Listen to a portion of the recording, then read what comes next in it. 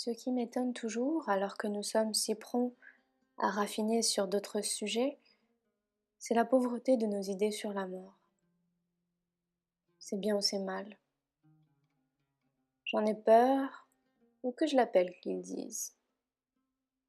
Mais cela prouve aussi que tout ce qui est simple nous dépasse. Qu'est-ce que le bleu et que penser du bleu? C'est la même difficulté pour la mort. De la mort et des couleurs, nous ne savons pas discuter. Et pourtant, c'est bien important, cet homme devant moi, lourd comme la terre, qui préfigure mon avenir. Mais puis-je y penser vraiment? Je me dis, je dois mourir. Mais ceci ne veut rien dire, puisque je n'arrive pas à le croire et que je ne puis pas avoir que l'expérience de la mort des autres. J'ai vu des gens mourir. Surtout, j'ai vu des chiens mourir. C'est de les toucher qui me bouleversait. Je pense alors fleurs, sourire, désir de femme, et je comprends que toute mon horreur de mourir tient dans ma jalousie de vivre. Je suis jaloux de ceux qui vivront et pour qui fleurs et désir de femme auront tout leur sens de chair et de sang. Je suis envieux parce que j'aime trop la vie pour ne pas être égoïste. Que m'importe l'éternité?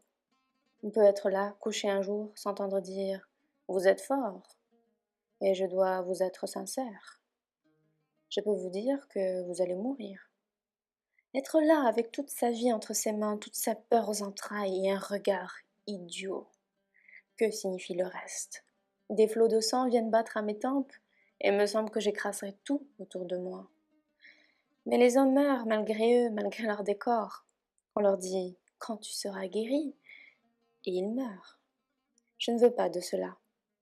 Car s'il y a des jours où la nature ment, il y a des jours où elle dit vrai. Jemila dit vrai ce soir, et avec quelle tristesse et insistante beauté. Pour moi, devant ce monde, je ne veux pas mentir, ni qu'on me mente. Je veux porter ma lucidité jusqu'au bout et regarder ma fin avec toute la profusion de ma jalousie et de mon horreur. C'est dans la mesure où je me sépare du monde que j'ai peur de la mort, dans la mesure où je m'attache au sort des hommes qui vivent, au lieu de contempler le ciel qui dure. Créer des morts conscientes, c'est diminuer la distance qui nous sépare du monde et entrer sans joie dans l'accomplissement conscient des images exaltantes d'un monde à jamais perdu. Et le chant triste des collines de Jemila m'enfonce plus avant dans l'âme l'amertume de cet enseignement.